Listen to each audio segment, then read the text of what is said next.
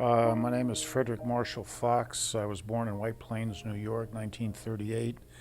I served in the Navy from 1960 to 1965 on active duty. I was in the Vietnam War on the USS Ticonderoga during the Gulf of Tonkin incident. And then I served 3 years in the reserves and was recalled for the Pueblo crisis.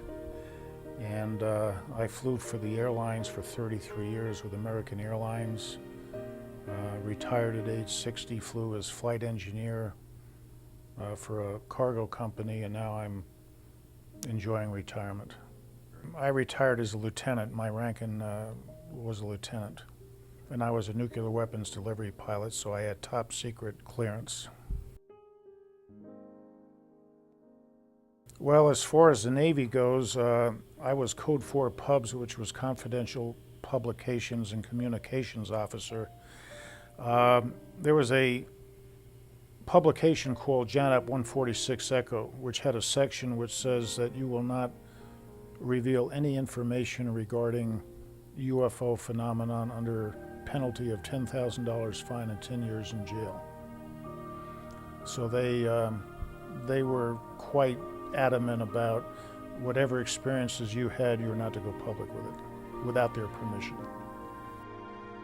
The only experience that I had in the military with a close encounter of whatever type it was one night. I flew attack planes, the A4 Skyhawk, and they'd have us go out and do play bogey so the CIC could vector the fighters and everything. I was out about 180 miles from the carrier one night by myself at about 20,000 feet when an object showed up on my left side. And it didn't freak me out. It didn't have any hostile intent. It was just there observing me, and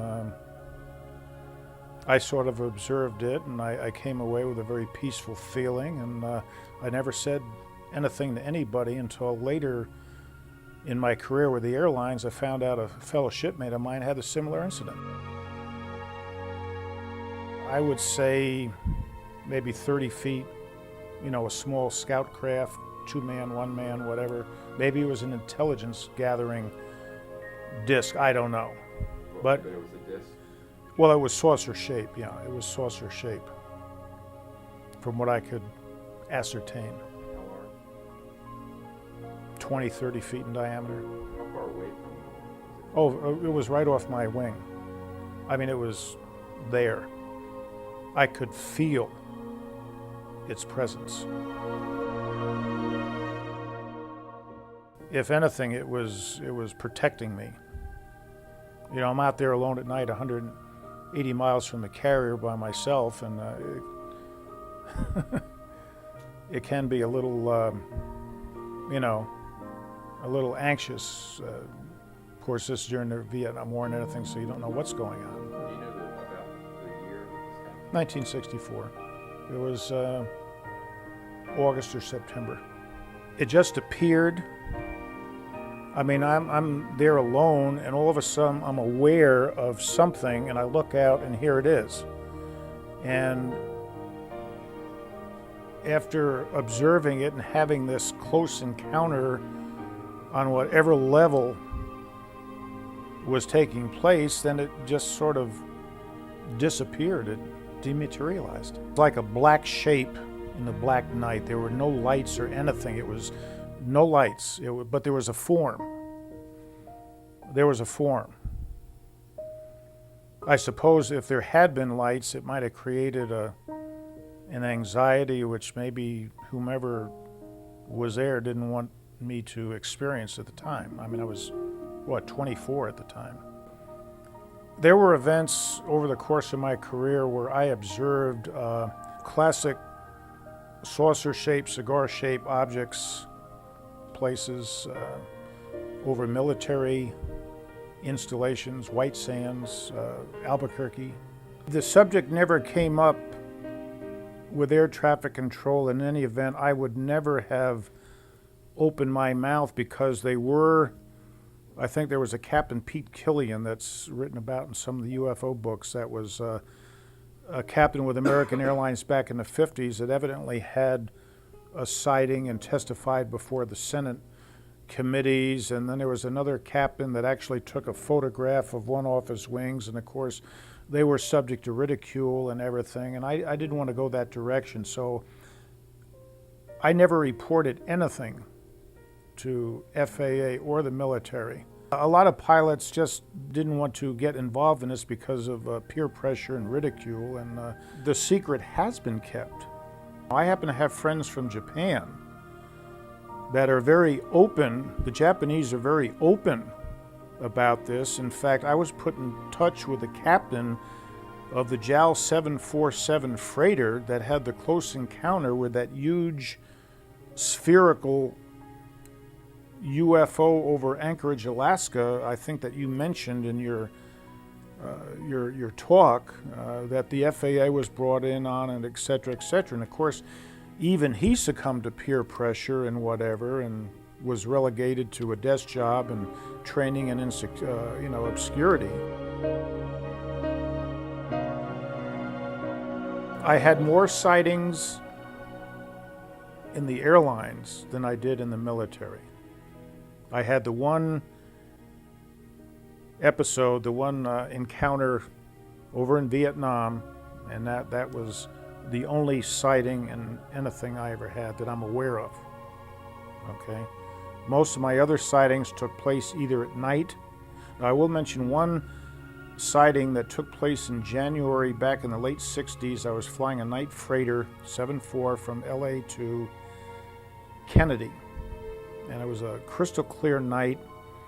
There was a partial moon so you could see, and I was sitting in the right seat, and I saw two lights, red lights, singular non-blinking red lights, like they were flying in formation.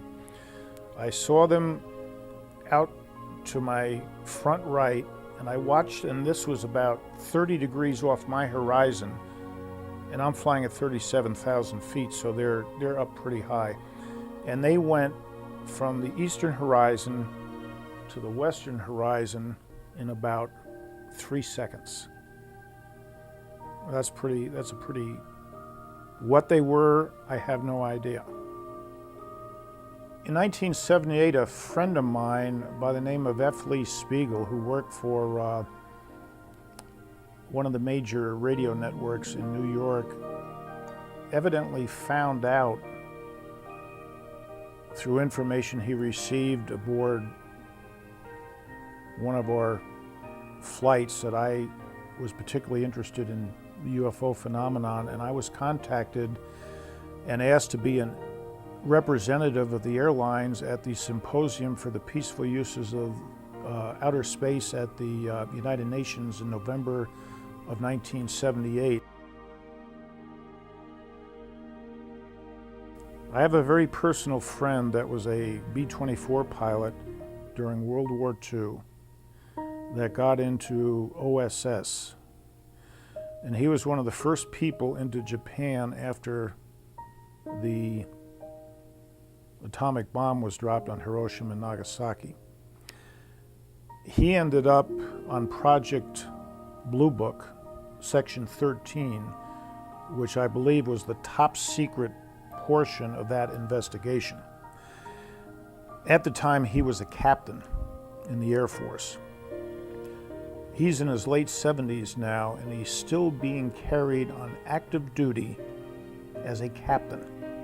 I don't know if he's been paid, but if he's on active duty, he should be a 3-star general with time and rank, and he should be paid.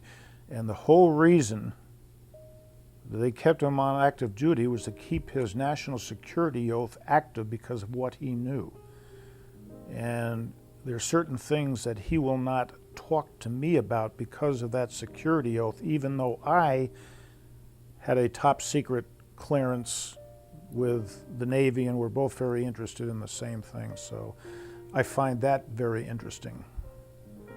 For whatever reason, the government or those agencies of government deem necessary to protect their agendas, which obviously now aren't our agendas. And based on the information that you gave us here at this symposium, I think it's time for us to act to end this charade and to take whatever steps are necessary to ensure that the human race evolves properly and, can enjoy the fruits of that evolution.